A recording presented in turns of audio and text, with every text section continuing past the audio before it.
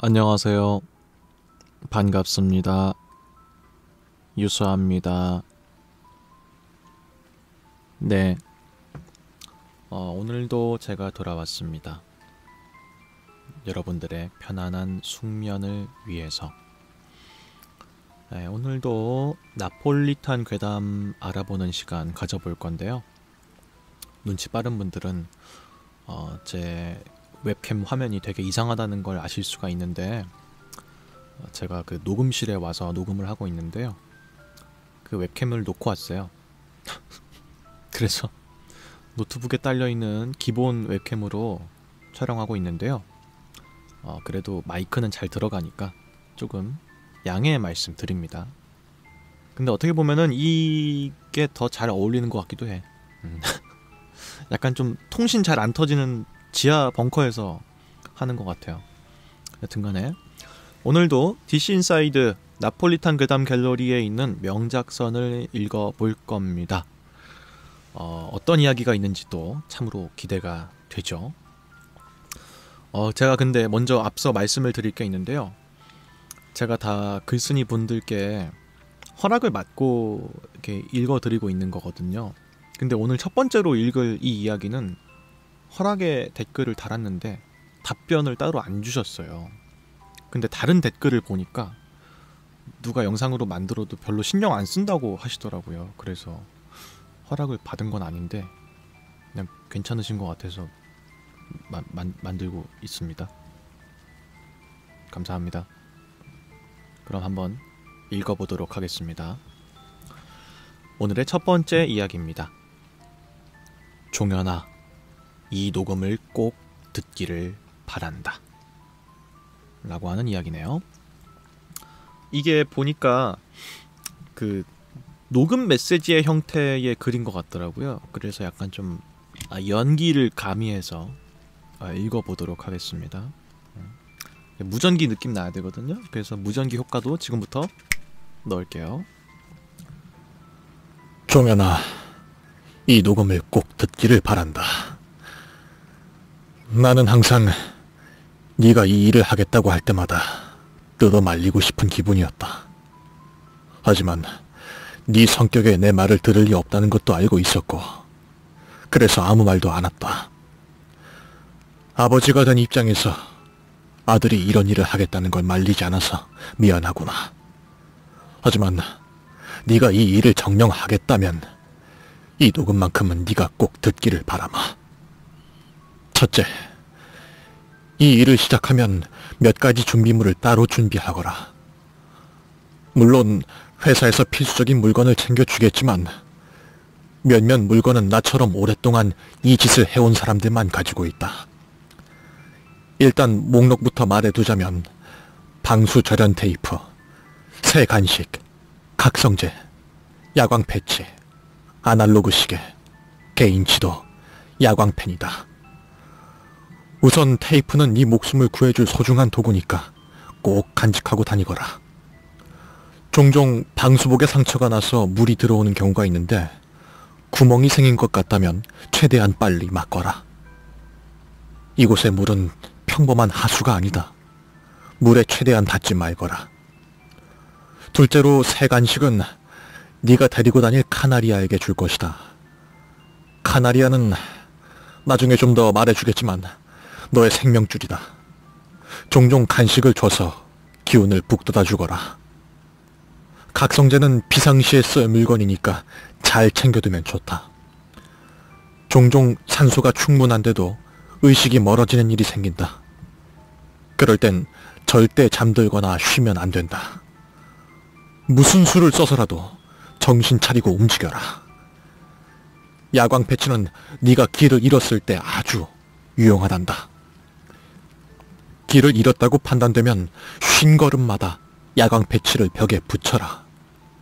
그럼 네가 온 길인지 아닌지 판단이 설 것이고 원래 길로 돌아가는데 큰 도움이 될 거다. 아날로그 손목시계는 네가 얼마나 하수도에 있었는지 체크하기 위해서 필요하다. 회사에서 디지털 시계를 제공해주긴 하겠지만 이곳에선 종종 기계가 이유 없이 망가진다. 하지만 이 애비가 여기 다니면서 이 아날로그 시계만큼은 한 번도 망가진 적이 없었다. 12시간 이상 하수도에 있으면 살아서 못 나간다. 항상 얼마나 시간이 지났는지 확인하거라. 하수도에선 시간 감각이 이상해져서 한두 시간이 지났다고 생각했는데 6시간이 지난 경우도 흔하다. 개인 지도는 회사에서 주는 것과 별개로 네가 하나 챙겨두면 좋다. 지도를 잃어버렸을 때를 대비하기 위해, 그리고 위험한 구간을 미리 표시해뒀다가 나중에 거길 피해서 다닐 수 있으니까 아주 유용하다. 길을 최대한 외워두는 것이 좋겠지만 이 하수는 기묘한 곳이라서 종종 구조가 완전히 바뀌었다고 느껴질 때가 흔하단다. 그러니 항상 지도를 확인하면서 네가 정확히 어디에 있는지 체크하거라. 마지막으로 야광펜은 직원들끼리 소통하기 위해서 남기는 비밀 신호 같은 것이다. 그것들은 야광펜으로 쓴 글자는 못 읽는다. 벽에 야광펜으로 쓴 글자가 있다면 같은 직원이 쓴 것이니까 유심히 읽어보거라. 보통 근처에 뭐가 있는지 그림으로 표시해두었을 것이다. 너도 뭔가 새로이 알게 된 게 있다면 벽에 써두거라. 우린 함께 다닐 수 없지만 그럼에도 서로 도와줄 수는 있단다. 둘째, 회사에서 너에게 카나리아 한 마리를 줄 것이다. 그 카나리아는 너의 유일한 파트너이자 생명줄이다. 이 하수도에선 무리지어 다니는 게 금물이다. 이유를 자세히 설명하는 게 널 겁주기만 할 것 같으니까 자세히는 설명하지 않으마. 하지만 반드시 혼자서만 다녀야 한다. 그리고 그 카나리아는 평범한 새가 아니다. 나도 자세하게 설명하긴 어렵지만 회사에서 평범한 카나리아를 준 건 아니란 생각이 자주 들더구나. 그 카나리아는 너보다 민감하고 주의 깊다. 만약 문제가 발생하면 네가 눈치채기 전부터 울기 시작할 것이다. 카나리아가 울기 시작하면 뭔가 네 주위에 위험한 일이 시작됐다고 알아두거라. 그리고 카나리아가 더 크게, 더 조급하게 울면 아주 위험해지고 있다는 신호니까 정신 바짝 차려라. 카나리아는 바보도 아니고 네 노예도 아니다. 네 파트너, 네 친구라고 여기고 항상 잘 돌봐주고 네 목숨처럼 소중히 여겨라. 그럼 카나리아도 네 정성을 알고 널 살려주기 위해서 무던히 노력해줄 것이다. 마지막으로 드물지만 카나리아가 사람 말을 하는 경우가 있다. 그런 경우엔 최악의 상황이라는 것만 알아두거라. 셋째, 하수도에서 가장 기본적인 수칙이다. 이건 회사에서도 교육해줄 거지만 노파심에 따로 말해주마. 제일 중요한 것 2가지는, 첫 번째, 절대 하수도에서 12시간 이상 머무르지 말 것. 둘째, 넘어지지 말 것이다. 하수도는 도시 전체에 깔려있다. 네가 거기서 헤매기 시작하면 12시간은커녕 며칠이 지나도 빠져나오지 못할 것이다. 무엇보다도 네가 12시간 넘게 거기에 있으면 그것들이 너의 위치를 알게 된다. 그럼 끝이다. 12시간이 지나면 죽어도 못 빠져나온다고 생각하는 게 좋다. 넘어지면 안 되는 이유는 간단하다. 한 번 넘어지면 2번 다신 못 일어난다. 보통 하수도에는 네 허리, 네 배까지 물이 차올라 있고 넌 장비까지 착용하고 있으니까 물의 무게, 그리고 장비의 무게에 짓눌려서 그대로 익사할 것이다. 너 혼자 있으니까 누가 널 건져줄 수도 없을 것이다. 그러니 항상 발에 뭐가 걸리지 않는지 주의하고 벽이든 뭐든 손으로 잡고 다녀라. 넷째, 빛을 조심해라. 절대 2m 앞이 보일 정도로 3개의 랜턴을 켜지 마라. 그 안은 자기 몸도 보이지 않을 정도로 어둡지만 그게 무섭다고 빛을 3개 켜면 그것들의 시선을 끌고 만다. 그러니 항상 아주 미약한 빛으로도 네 위치와 앞을 보는 법을 익혀야만 한다. 너의 눈보단 너의 직감. 카나리아의 소리를 믿거라. 눈은 생각보다 거짓말을 많이 한다. 또 네가 거길 돌아다니다 보면 밝은 빛을 보게 되는 경우가 있다. 그건 우리 같은 사람들을 홀리기 위해서 켜둔 것이다. 그러니까 빛을 보면 일단 경계해라. 같은 직원과 동선이 겹치는 일은 거의 없다. 설령 그렇다고 하더라도 바보가 아니고서야 그렇게 밝은 불을 켤 리가 없다.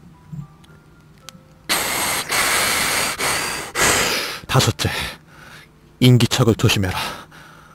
상식적으로 생각하면 말도 안 되는 일이지만 종종 하수도 밑에 있다 보면 발소리가 들린다. 첨벙첨벙도 아니고 터벅터벅하는 발소리 말이다. 그럴 때는 네 산소통 살려줘! 게이지를 확인해라. 보통은 산소 부족 때문에 환청을 듣는 거다. 그러나 그렇지 않은 경우에 들린다면 실제로 무언가가 널 따라오고 있을 가능성이 높다. 그럴 때는 이거 두 가지만 떠올려라. 첫째, 카나리아가 울면 꽤 가까이 온 것이니까 서둘러서 움직여라. 둘째, 카나리아가 울지 않으면 널 따라오는 게 아니니까 일단 안심해도 좋다. 발소리가 들려서 무섭다고 달리지 말거라. 넘어지면 죽는 거고 네 소리를 듣고 그것이 너에게 다가올 수도 있다. 하수도 내부에선 정말 필요한 경우가 아니라면 달리지 말거라. 겁을 먹고 패닉에 빠지면 죽는다고 여겨라. 마음을 굳게 먹어야만 살아서 나간다. 다음으로 누군가가 널 보고 있다거나 누가 널 따라오고 있다는 생각이 들 때가 있다. 사람의 직감은 생각보다 정확하다. 그런 생각이 들면 실제로 그럴 가능성이 높다. 그럴 땐 절대로 뒤돌아보지 말거라. 많은 사람들이 이 실수 때문에 돌아오지 못했다. 아무리 무서워도 꿋꿋이 앞만 보고 나아가거라. 네가 먼저 보지 않으면 그것도 널 보지 않는다.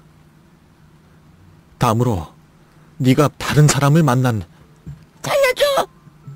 경우다. 같은 직원이라면 너에게 다가가지 않고 멀리서 양팔을 펼치고 크게 3번 흔들 것이다. 그게 우리끼리의 신호니까 넌 그 신호를 보면은 한쪽 팔만 들어서 2번 흔들어라. 그게 정상 신호다. 네 신호가 틀리면 상대가 너에게서 달아날 터이고 반대의 경우에도 똑같이 해야만 한다. 만약 네가 신호를 보냈는데 신호가 틀리거나 반대로 상대의 신호가 이상하면 그 즉시 뒤돌아서 도망쳐라. 그건 사람이 아니다.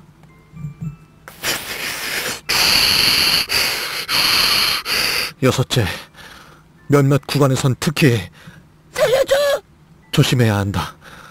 일단 하수도에는 바깥으로 나갈 수 있는 출입구가 한 구역마다 하나씩 있다. 다른 출입구는 보통 막혀 있으니 지도에 표시되어 있는 출입구만 이용해야 한다. 그런데 종종 도망치다가 급한 마음에 열린 출입구로 나가는 경우가 있다. 확실히 말해두마. 그건 도시가 아니라 다른 곳으로 통하는 출입구다.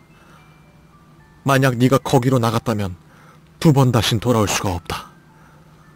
구별하는 방법은 2가지다. 하나는 출입구 밑에 표시한 출입구 번호를 확인하는 것이다. 만약에 네가 본 적이 없는 언어로 쓰여 있다면 그건 출입구가 아니다. 2번째, 하수도에서 밝은 빛이 들어올 때인데 보통은 빛이 들어와도 그렇게까지 밝지가 않다. 그러니 살려줘! 출입구로 나갈 때는 2번씩 더 확인하거라. 다음으로 네 주위에 있는 물이 갑자기 피처럼 물드는 경우다. 그럴 때는 카나리아를 믿거라. 카나리아가 울면 그 자리에서 꼼짝 말고 기다려라. 무언가가 네 주위를 스쳐 지나가는 느낌이 들어도 절대 움직이지 말거라. 울음이 그치면 그때부터 빨리 그 구간을 지나가야 한다. 하수도에는 홀이라고 해서 다른 구역과 이어져 있는 거대한 공간이 있어. 홀에 들어가면 우선 다른 사람이 있는지 먼저 확인하고 만약 다른 직원이 있다면 서로 다른 방향으로 가야 한다. 절대 무리 지어서 다니지 말거라. 만약에 그 직원이 너와 같이 다니고 싶다고 애원하면 그 사람은 홀린 거니까 때려서라도 정신을 차리게 해야 한다. 그럼에도 자꾸 따라온다면 그땐 방법이 없다. 그때는 네가 어떤 짓을 해도 회사의 설명만 잘하면 알아들을 것이다. 마지막으로 살려줘! 드물게 환각이 보이는 살려줘! 구간이 나온다. 우린 거길 그림자 극장이라고 불렀다. 빛이 없는데도 벽에 그림자가 돌아다니는 구간이다. 그 구간에 들어서면 그림자에 눈길도 주지 말거라. 특히 머리 긴 여자의 그림자가 보인다면 눈을 마주치지 말거라. 절대로 마주쳐선 안 된다. 7번째, 특수한 경우의 행동 요령이다. 드물게 하수도를 돌아다니다 보면 이상한 일이 발생한다. 그럴 때는 네 직감에 따라서 행동하는 게 옳겠지만 이 애비가 겪은 경우를 예로 들어서 살려줘! 설명하마. 가끔 시체가 물에 둥둥 떠있는 경우가 있다. 그런 경우엔 그 복장을 유심히 살펴보거라. 만약에 우리 직원 복장이라면 가서 살려줘! 그 사람의 개인 물건만 챙기고 떠나거라. 절대로 시체를 수습하겠답시고 끌고 다니지 말거라. 그것들은 시체 냄새에 민감하다. 근데 만약에 시체가 알몸이거나 죽은 지 얼마 되지 않은 것 같다면 살려줘! 절대 다가가지 말거라. 그걸 무시하고 가까이 갔다간 너도 같은 꼴이 되고 만다. 다음으로 드물게 하수도에 들어왔다가 갇힌 사람을 살려줘! 만날 수 있다. 보통은 노숙자거나 바깥에서 도망친 범죄자인데 널 보면은 살려달라고 애원할 것이다. 하지만 그들은 이미 늦은 경우가 많다. 12시간은 생각보다 짧다. 너도 같은 꼴이 되고 싶지 않다면 너의 뒤에 출입구가 있다고 그들한테 말한 다음에 그 자리를 즉시 떠나거라. 같이 가자고 그들이 권유한다면 적당히 변명하거라. 측은한 마음에 살려줘! 도와주려고 하면 너도 끌려간다. 등 뒤에서 비명소리가 들려도 고개를 절대 돌리지 마라. 죄책감 가질 필요가 없다. 네 잘못이 아니니까. 몇 가지 더 얘기하자면 종종 생각 없이 시선을 돌렸다가 어둠 속에서 눈이 마주치는 경우가 있다. 보통 몇 미터 앞이나 물속에서 누군가가 빛나는 눈으로 널 보고 있다면 그건 아주 위험한 상황이다. 절대 눈 깜빡이지 마라. 그것을 속여야만 한다. 눈을 떼지 말고 그것이 더는 보이지 않게 될 때까지 뒤로 천천히 움직여라. 만약에 눈을 깜빡였다면 방법이 없다. 이제부턴 그게 널 쫓아오기 시작할 것이다. 그럼 무슨 수를 써서라도 살려줘! 가장 가까운 출입구까지 도망쳐라. 또 만약 네가 같은 길을 반복해서 지나가는 것 같다면 넌 이미 의식을 잃은 상태에서 꿈을 꾸고 있는 것이다. 그러니까 서둘러 깨야만 된다. 망설이는 순간 순식간에 꿈속에서 붙잡히고 만다. 그리고 보통 하수도 내부에는 아주 조용한데 특히 살려줘! 더 고요하게 느껴지는 경우가 있다. 소리가 빨려 들어간다는 느낌이라고 하면 비슷할 텐데 그럴 때는 살려줘! 즉시 왔던 살려줘! 길로 살려줘! 되돌아가거라. 넌 방금 절벽에서 살려줘! 떨어질 뻔했다. 하수도에는 살려줘! 절벽이 있다는 사실을 잊지 말거라. 그리고 마지막으로 살려줘! 살려줘!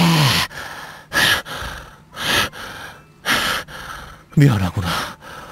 이제 더 갈 곳이 없어. 카나리아도 아까부터 살려달라고만 하고 있고 이 아이도 방도가 없다는 걸 안 모양이구나. 벌써 여기에 들어온 지 14시간이 지났다. 그런데 출입구도 전부 사라졌고 온 사방에서 발소리가 들린다. 종현아, 예비가 이 짓을 한다고 어릴 적부터 너에게 신경 쓰지 못한 게 너무 많다. 네 엄마한테 전부 다 떠맡겨 놓고선 그렇고선 이제 와서 아비 노릇한다고 남기는 게 이깟 녹음기 하나라니. 아들, 이 아비의 시체를 찾으면 장례고 뭐고 필요 없다. 그냥 너 하나만 무사하면 이 애비는 만족한다. 많이 사랑한다. 하늘나라에서 기다려봐.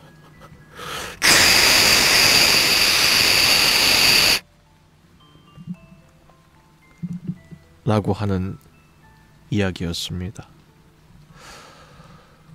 네, 뭔가 알 수 없는 뭔가 하수도라고 하고 있지만 우리가 익히 알고 있는 하수도가 분명히 아닌 곳에서 아버지의 일을 배우려고 하는 아들에게 아버지가 남긴 메시지였습니다. 우리는 그 메시지를 아들의 입장에서 녹음기를 주어서 들은 것이다. 이렇게 생각하면 으스스하고 기괴한 이야기가 아닐 수가 없습니다. 사실은 이게 제가 중간중간에 살려줘 라고 하는 게 제가 애드립으로 넣은 게 아니에요. 이 본문에 그렇게 써 있어요. 근데 이제 글자와 글자 사이에 살려줘 라고 작게 써 있는데 사실은 이게 음성으로 들은 게 아니고 글로 읽은 거면 살려줘란 글자가 왜 여기 써 있지? 이러면서 점점 알 수가 없다가 마지막쯤 됐을 때 이제 그게 카나리아가 내는 소리였구나 라는 거를 알게 되는 약간의 반전적인 요소가 있는 이야기였는데 제가 읽으면서 약간 본의 아니게 조금 스포일러를 한 것 같은 느낌이 들기도 해서 그 부분이 조금 아쉬운 느낌이 있긴 합니다. 어쨌든 카나리아가 사람 말을 하게 되면 그땐 정말 위험한 순간이라고 했는데 아마도 아버지는 굉장히 위험한 순간에서 이 녹음을 시작한 게 아닌가 하는 생각이 드는 그런 으스스한 이야기였습니다.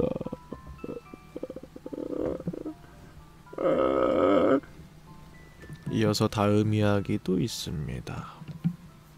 이어서 오늘의 두 번째 나폴리탄 괴담입니다. 지금 원자로 내벽 안에 갇혔습니다 라고 하는 괴담입니다. 이번에도 약간 무전 형식으로 이루어지는 그런 괴담이군요. 여보세요? 제발! 누가 없습니까? 응답해주세요! 저 갇혀있어요! 제발! 들립니다. 진정하세요. 신이시여, 감사합니다. 저 지금 원자로 내벽 안에 갇혔습니다. 도움이 필요합니다. 침착하세요. 정확히 어디에 있습니까? 저 지금 제2 원자로 C구역 B해치 냉각 시스템 근처입니다. 그 방사능 수치가 계속 오르고 있어요. 여기는 오래 버틸 수 있는 곳이 아닙니다. 어떻게든 나가야 돼요. 그 차단벽 올리는 걸 도와줄 수 있습니까?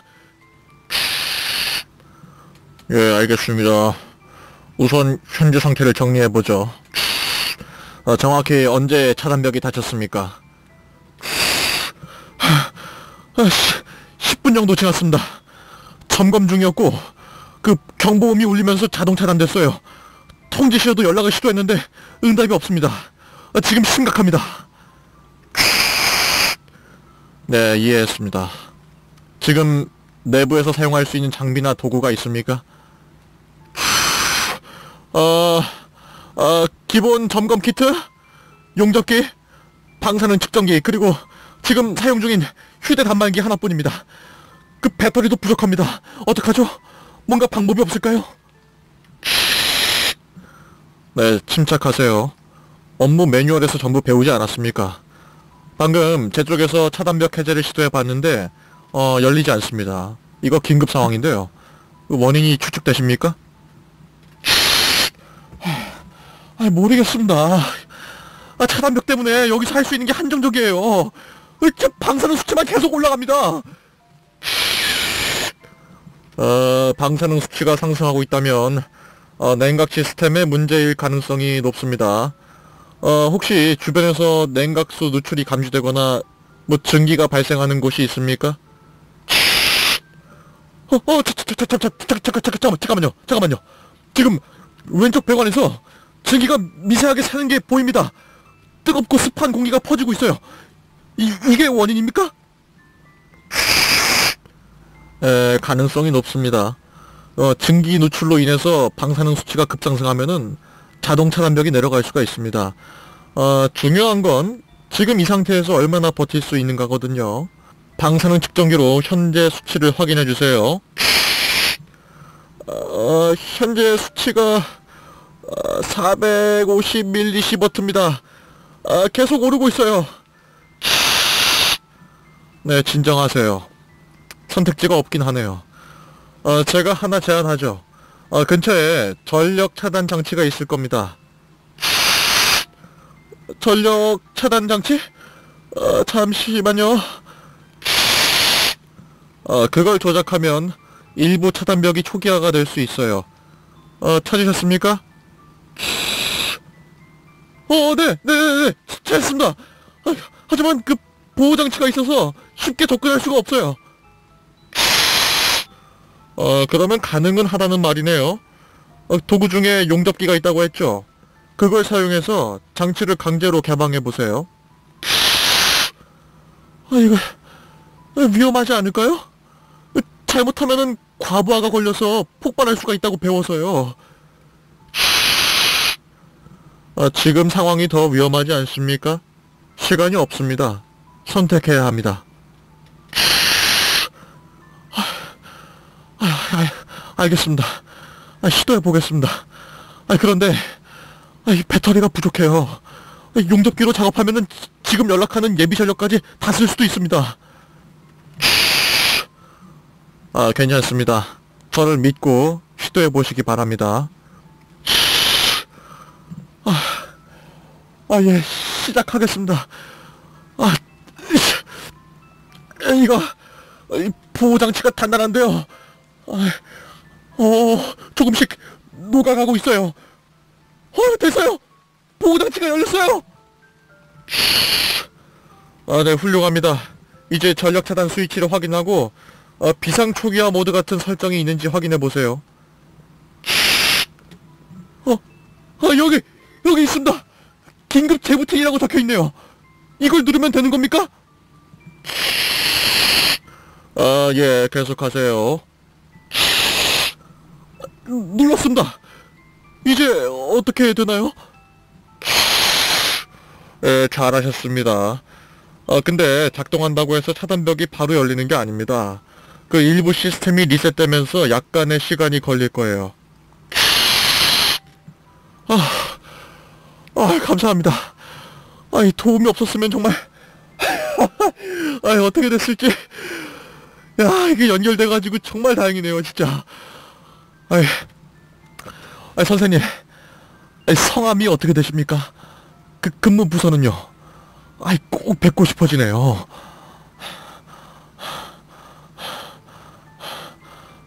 선생님? 여보세요? 응답 바랍니다. 네, 듣고 있습니다. 당신 누구야? 이름은? 근무 부서는 어디야? 저는 안전관리팀의 기술 지원 담당자입니다. 추가로 필요하신 게 있으십니까? 그런 부서는 처음 들어보는데요?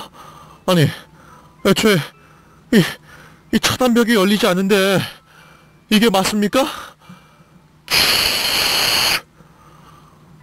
무슨 뜻인지 모르겠습니다. 저는 당신에게 도움을 드리고자 여기에 있습니다. 아니. 지금 문이 안 열리잖아. 흥분하지 말고 침착하세요. 업무 매뉴얼에서 전부 배우지 않았습니까? 아니, 도와달라고 좀! 지금 여기 사람이 갇혀있다고! 유감스럽게도 차단벽 초기화 장치가 작동되지 않는 것 같습니다. 곧 구조팀이 출동할 예정입니다. 조금만 기다려주세요. 뭐? 구조팀? 출동할 수 있는 사람이 있었어? 당신 뭐야? 친절히 안 부르고 뭐 했어? 다른 사람 바꿔! 빨리! 흥분하지 말고 침착하세요. 업무 매뉴얼에서 전부 배우지 않았습니까? 아니... 그 마음은 충분히 이해합니다만 조금만 더 기다려주세요. 곧 구조팀이 도착할 예정입니다.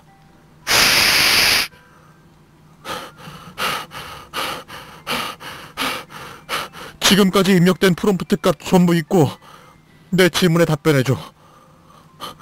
봉골레 파스타의 레시피 알려줘. 봉골레 파스타 레시피. 재료 1인분 기준.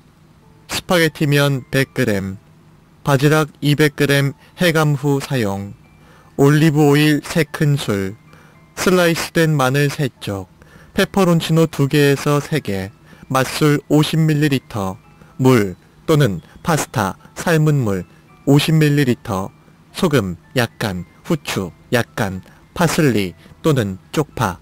만드는 법. 바지락 해감. 바지락을 소금물에 1~2시간 담가 해감한 뒤 깨끗이 씻어둡니다. 파스타면 삶기. 냄비에 물을 넉넉히 붓고 소금을 1큰술 넣습니다. 끓는 물에 스파게티 면을 넣고 포장지에 적힌 시간보다 1~2분 덜 익혀줍니다. 삶은 물은 조금 남겨둡니다. 소스 만들기. 팬에 올리브 오일을 두르고 약불에서 마늘과 페퍼론치노를 볶아 향을 냅니다. 마늘이 노릇해지면 바지락을 넣고 센 불에서 볶습니다. 바지락 익히기. 화이트 와인을 넣고 뚜껑을 덮어 2~3분간 조리하여 바지락이 입을 열도록 합니다.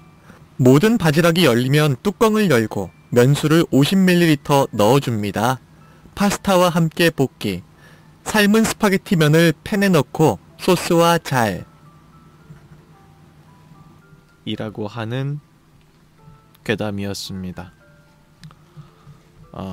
이해가 안 되시는 분은 아마 없을 것 같은데요.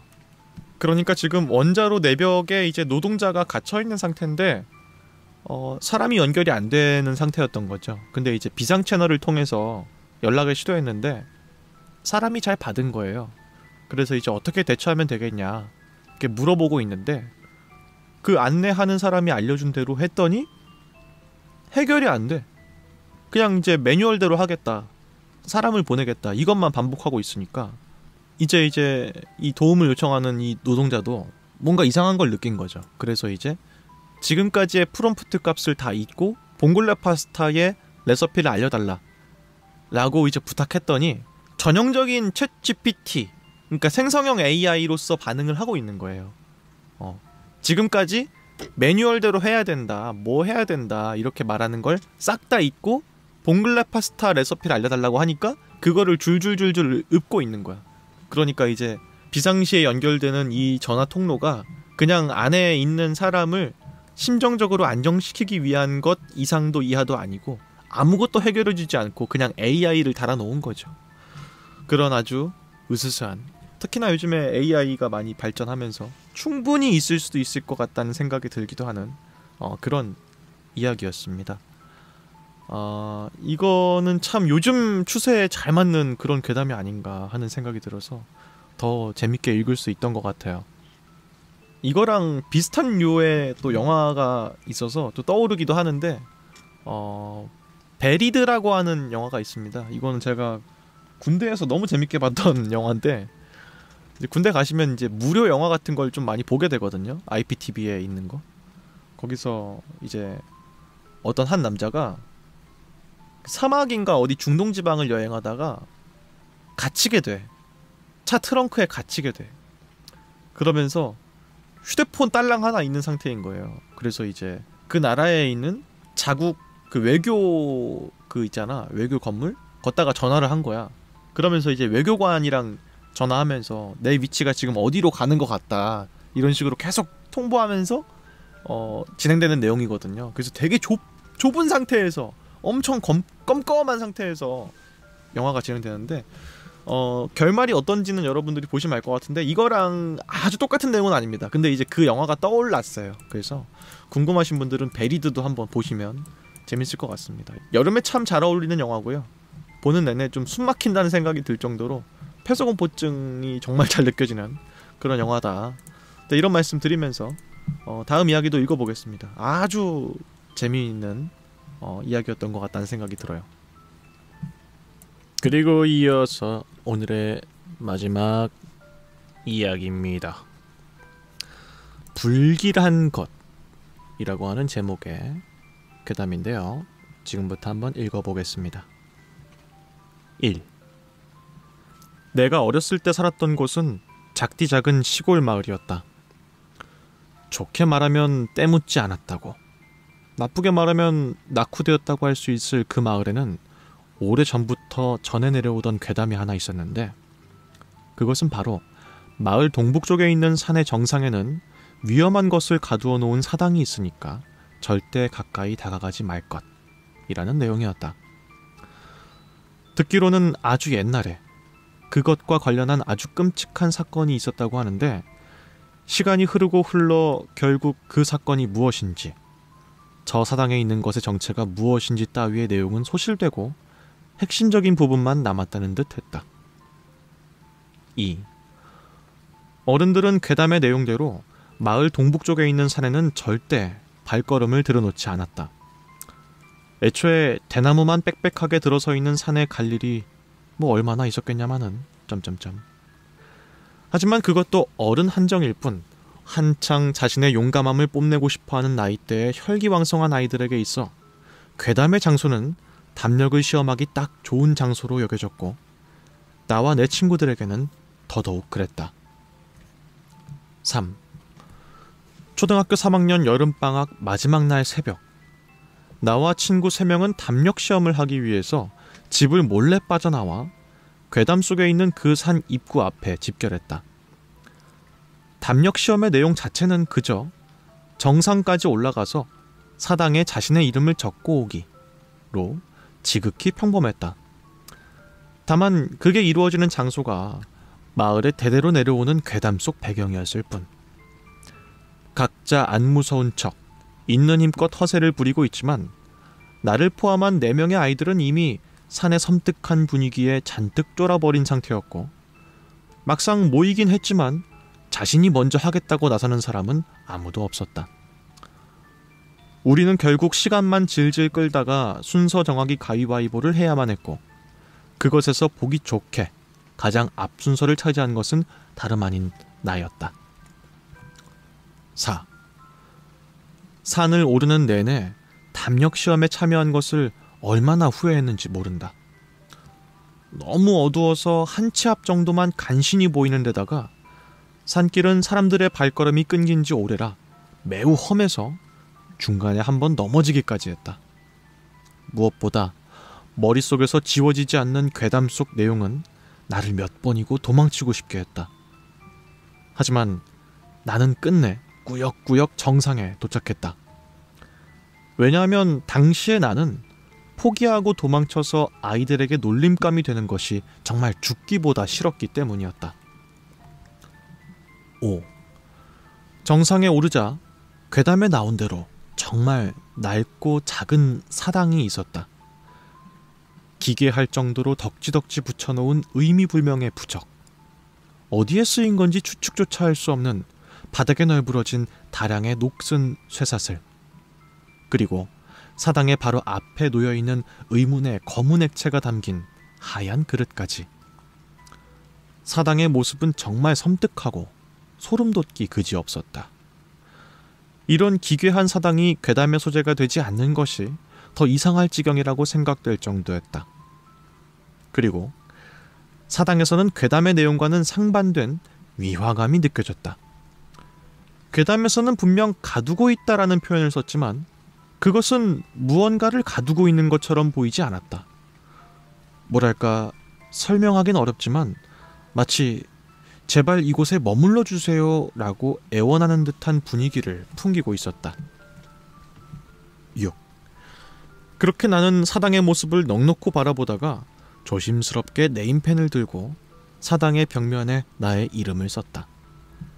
공포와 긴장에 손이 부들부들 떨려서인지 이름 석자를 쓰는 것이 굉장히 힘든 일처럼 느껴졌다.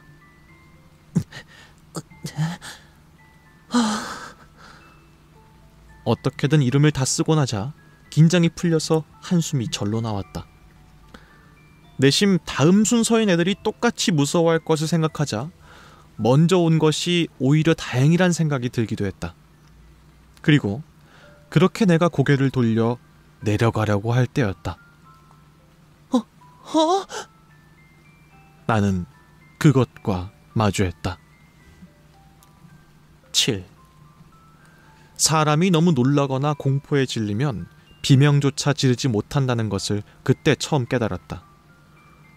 곰의 형상을 어설프게 따라한 듯한 실루엣, 불길하게 넘실대는 검은색의 살덩어리, 그리고 이것들과 대비되며 기이함을 한층 더 증폭시키는 느릿느릿한 움직임.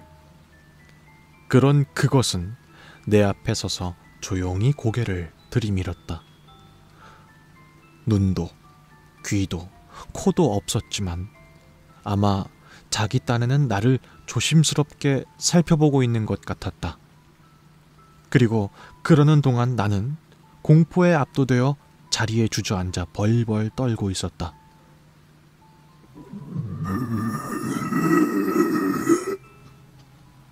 마침내 녀석이 입으로 추정되는 구멍으로 낸 소리는 그것이었다.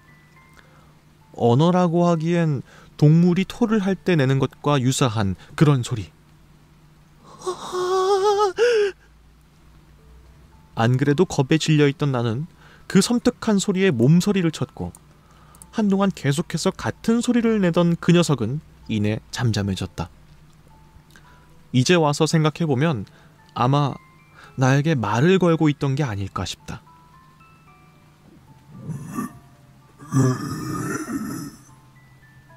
잠시 뒤 이번엔 녀석이 손을 뻗어서 내 무릎에 가져다 댔다.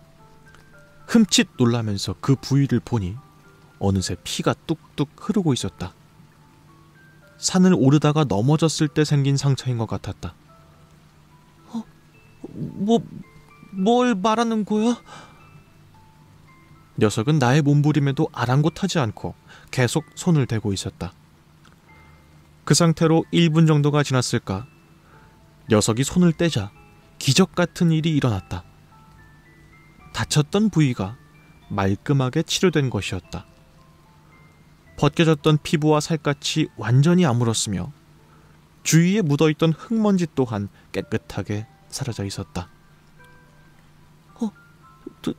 도와준 거야? 예상하지 못한 일에 당황스러움, 안도감, 고마움 등의 감정이 뒤섞여 머릿속이 어지러웠다. 8. 풀리지 않는 여러 의문점들과는 별개로 한 가지 확실한 건 그 순간부터 녀석에 대한 나의 경계심이 많이 누그러졌다는 것이다. 나를 죽이거나 잡아먹을 생각이었다면 굳이 이런 호의적인 행동을 할 이유가 없을 테니까. 나는 조심스럽게 일어나서 녀석의 눈치를 보면서 흙 묻은 바지를 탁탁 털었고 녀석은 그 모습을 묵묵히 지켜보고 있을 따름이었다. 고마워. 잠시 고민하다가 멋쩍은 표정으로 감사의 뜻을 전했다. 녀석은 여전히 아무 소리도 내지 않은 채 있다가 슬며시 손을 내밀었다. 나는 이것이 무슨 뜻일까 잠시 고민했지만 이내 녀석이 내 손에 들린 이 네임펜을 원하고 있다는 사실을 깨닫게 됐다. 그렇게 네임펜을 손에 들려주자 녀석은 사당에 붙어있던 부적 하나를 떼더니 그 뒷면에 무언가를 막 갈겨 쓰고는 그 부적과 네임펜을 나에게 돌려주었다. 부적에 적힌 것은 언뜻 보면 한자를 알아보기 힘들 정도로 변형해서 쓴 것 같기도, 아니면 아예 상형 문자의 일종 같기도 해 보였는데 아무튼 나로서는 전혀 읽을 수 있는 것이 아니었다. 그러나 그런 나를 두고 녀석은 만족했는지 그대로 뒤를 돌아 질척이는 발걸음을 옮기며 대나무 숲 어딘가로 사라져버렸다. 그리고 나는 그런 녀석의 뒷모습을 그저 멍하니 바라볼 수밖에 없었다. 9. 산에서 내려온 내가 본 것은 펑펑 울고 있는 친구들과 사색이 된 채 서 있는 마을 어른들의 모습이었다. 부모님은 나를 보자마자 헐레벌떡 뛰어와서 꼭 껴안고는 괜찮은 거니, 몹쓸 짓을 당한 건 아니니 하면서 눈물을 보이셨고, 험악한 표정으로 서 있던 마을 이장님은 나에게 다가와서 저 위에서 무슨 일이 있었는지 하나도 빼놓지 말고 전부 이야기하라고 했다. 나는 거짓말을 할 이유가 없기에 가감없이 있는 그대로 사실만을 전부 이야기했다. 그리고는 사당에 사는 녀석은 그다지 나쁜 녀석이 아니며 오히려 좋은 쪽에 가까운 것 같다는 이야기도 덧붙였다. 그러나 유감스럽게도 어른들에게 있어 나의 의견 따위는 별로 중요하지 않은 듯 보였다. 10. 마을 이장님과 몇몇 어른들은 내가 녀석에 대해서 좋게 말한 것이 그것에게 홀려버려서라면서 나를 무당집에 데려가 며칠이고 굿을 받게 했다. 나는 그러한 나날에 엄청나게 스트레스를 받아서 결국 사당에서 내가 봤던 그것은 사악한 존재가 맞으며 내가 잠시 홀렸던 것 같다고 거짓말을 했다. 하지만 이것은 앞으로 일어날 일에 비하면 세 발의 피에 불과했다. 11. 그 사건이 있고 1개월 뒤 마을을 발칵 뒤집어 놓는 사건이 발생했다. 마을 이장의 손녀가 실종되었다가 처참한 시신으로 발견된 것이었다. 이 일은 그 자체로도 엄청난 파장을 일으켰지만 여기에 내가 사당을 갔던 일과도 엮여서 사람들의 입에 쉴 새 없이 오르내렸다. 그 내용은 주로 내가 사당에 가서 그 불길한 것을 깨웠기 때문에 그것이 마을 이장의 손녀를 해코지한 것이란 것이었다. 그리고 그 이야기가 진실이든 거짓이든 상관없이 손녀를 잃은 분노와 슬픔으로 눈이 뒤집힌 마을 이장에게 있어서 그 이야기는 이미 사실처럼 받아들여지고 있었다. 그래서 이장은 건장한 남자 어른 몇 명을 대동하고 마을 동북쪽에 그 산에 올라가서 기름을 붓고 사당을 불태웠다. 그 사당에 사는 놈이 자기 손녀를 해코지한 것이라면 사당째로 불태워서 없애주겠다는 논리였다.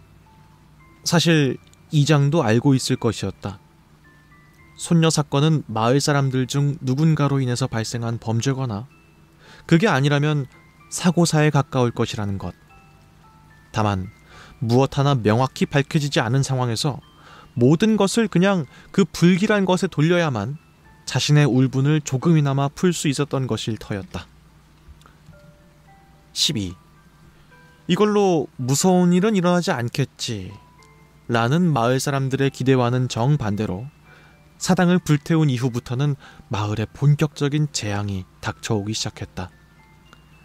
마을 전체 인구의 과반수가 정체불명의 병에 걸려서 몇 개월을 고생했으며 그 중에는 숨을 거두는 경우도 있었다.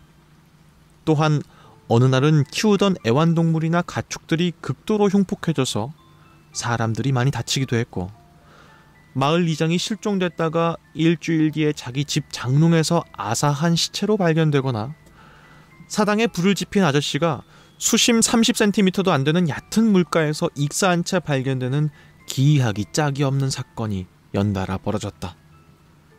그리고 상황이 그쯤 되자 우리 가족은 더 이상 그 마을에서 살 수가 없게 됐다. 마을 사람들이 모든 것을 우리 탓이라고 몰아세웠기 때문이었다. 결국 우리는 쫓기듯이 마을을 떠나 이사를 하게 됐고, 몰래 편지라도 써서 연락하겠다고 말해주던 극소수의 친구들은 얼마 지나지 않아서 소식이 완전히 끊겨버렸다. 13. 그 뒤 시간은 빠르게도 흘러서 어느새 나도 성인이 되었다. 남들은 어린 시절의 기억 따위 정신없이 사회생활을 하다 보면 점점 빗바래지기 마련이라고 하지만 기이하기 짝이 없던 내 어린 시절의 기억은 또렷하게 남아서 나를 자주 괴롭혔다.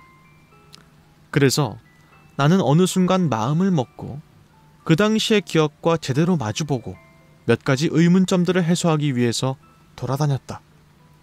그러나 쉽지는 않았다. 용기를 내서 마을에 다시 가봤지만 이미 그곳은 사람들이 모두 없어지고 폐허가 된 지 오래였고 용하다는 무당집들을 전부 수소문해서 당시에 내가 녀석에게 받았던 부적에 적혀있는 글자를 보여줬지만 하나같이 뭐라고 적혀있는지는 해석해주지 못했다. 그리고 끝내 9번째 무당집에서 나는 해답을 들을 수가 있었다. 몇 주 전부터 다람쥐 가족들이 우리 집에 와서 살기 시작했어. 다음에 놀러오면 너에게도 보여줄게. 고작 그것. 수백, 어쩌면 수천 년 동안 공포의 존재였을 것이 부적에 적어서 나에게 전하고자 했던 말은 고작 그것뿐이었다. 여전히 알 수 없는 것은 많았고 녀석의 정체에 대해서도 제대로 몰랐지만 그날 집으로 돌아가는 길에는 왠지 모르게 허탈감이 섞인 헛웃음이 자꾸만 나왔다. 라고 하는 이야기였습니다. 예, 이제 참 읽다 보면은 뭔가 씁쓸해지기도 하고 좀 그래요. 그 옛날에 제가 그 읽었던 그 게임보이 이야기랑 비슷한 것 같아요. 그러니까 괴담이라는 것이 항상 무서운 것만 있는 건 아니잖아요. 그리고 보통 이제 기이한 생명체 아니면 사람의 죽음이랑 연관되어 있는 이야기들은 슬픈 것들도 꽤 있고 그러니까 이제 기괴하지만 이게 결국 약간 슬픈 것도 동시에 느껴지는 경우들이 괴담인 경우들이 많아서 아마도 한이라든지 뭐 그런 정서가 서려 있기 때문에 그런 거겠죠. 근데 이 이야기도 마찬가지로 참 약간 좀 씁쓸해지는 마음이 충분히 드는 그런 이야기가 아니었나 하는 생각이 듭니다. 사실은 무서운 이야기들도 많이 있지만 이렇게 뭔가 살짝 점여오는 듯한 그런 식의 괴담들도 저는 되게 좋아해서 이 이야기도 꼭 소개를 해드리고 싶어서 이렇게 읽어드렸습니다. 오늘은 이렇게 나폴리탄 괴담 3개를 읽어드렸습니다. 저는 다음 시간에 또 으스스한 이야기로 돌아오도록 하겠습니다. 지금까지 저는 유수아였습니다. 그러면은 다음 시간에 또 뵙죠.